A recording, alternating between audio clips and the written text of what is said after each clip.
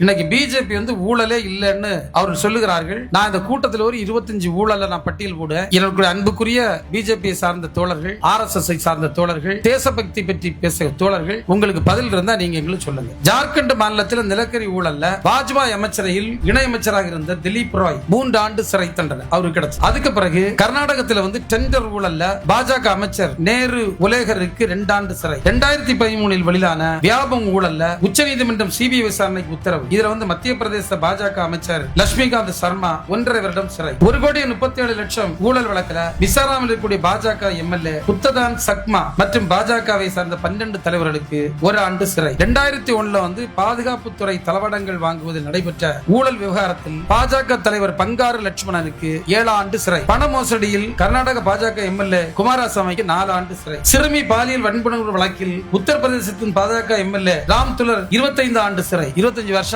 சிறுமி வழக்கில் Epstein file மாதிரி உள்ளது. கிரிமினல் வழக்கில் முன்னாள் ஒன்றிய இணையமைச்சர் ராம் சங்கர் கத்தவரியாவுக்கு 2 ஆண்டு சிறை. பெங்களூர் மெகா சிட்டி ஊழலில் கர்நாடக பாஜக அமைச்சர் யோகேஸ்வர் மீதான வழக்கில் அவருக்கு சிறை தண்டனை இப்ப நிலுவையில் இருக்கு. 400 கோடி மீன்வள ஒப்பந்த மோசடி வழக்கில் மோடி அமைச்சரவையில் அமைச்சராக இருந்த குஜராத் அமைச்சர்கள் புருஷோத்தம் சோலங்கி, திலீப் சங்கரி மீது நடவடிக்கை எடுக்க குஜராத் நீதிமன்றம் உத்தரவு பிறப்பித்திருக்கிறது. 103 கோடி வங்கி மோசடி ஊழல் வழக்கில் மகாராஷ்டிரா பாஜக தலைவர் மோஹித் கம்போஜ் மீது CBI வழக்கு பதிவு செய்து அந்த வழக்கு நடைபெற்றுக் கொண்டிருக்கிறது. 40 லட்சம் லஞ்ச வழக்கில் கர்நாடக பாஜக MLA விருபக்ஷாவுக்கு சிறை தண்டனை கிடைத்திருக்கிறது. 18 கோடி சட்டவிரோத பண பரிவர்த்தனை வழக்கில் அமைச்சர் ஜனார்தன் ரெட்டி சிறை. பணி நியமன மோசடியில வங்கதேசத்துக்குரிய பாஜக யுவ மோர்ச்சா இளைஞரணி உள்ளூர் தலைவர் சௌரவ் சௌத்ரிக்கு சிறை. அஸ்ஸாம் காவல்துறை தேர்வில் ஊழல் பாஜக பிரமுகர் தீபன் தேகாவுக்கு சிறை. மேற்கு வங்காளத்தில் கேஸ் டீலர் லைசன்ஸ் ஊழலில் பாஜக தலைவர் ரஞ்சித் மஜும்தாருக்கு சிறை. 2438 கோடி ஆருத்ரா நிதி மோசடி வழக்கு, அது தமிழ்நாட்டில் அவ்வளவு பெருசா ஓடுனது. அந்த நிதி மோசடி வழக்கில் பாஜக நிர்வாகிகள் ஹரீஷ் மற்றும் RK சுரேஷ் அவர் வழக்கில் இப்போது சிக்கி பிரச்சனை இருக்காங்க. 5000 கோடி நியோமேக்ஸ் நிதி மோசடி வழக்கில் மதுரை பாஜக பிரமுகர் வீரசக்தி கைது செய்யப்பட்டுள்ளார். விக்ராந்த் போர்க்கப்பல் பெயரில் 57 கோடி பண மோசடி விவகாரத்தில் மகாராஷ்டிரா பாஜக தலைவர் கிரித் சோமையா கைது. கர்நாடக காவல்துறை தேர்வு ஊழலில் பாஜக தலைவர் திவ்யா சிறை. அதே போன்று பீகார்ல சீதாமாரி மாவட்டத்தை அங்கு ஆட்சியரகத்தில் கலவரம் ஏற்பட்டதாக அதை தூண்டுவதற்காக அதில் 5 பேர்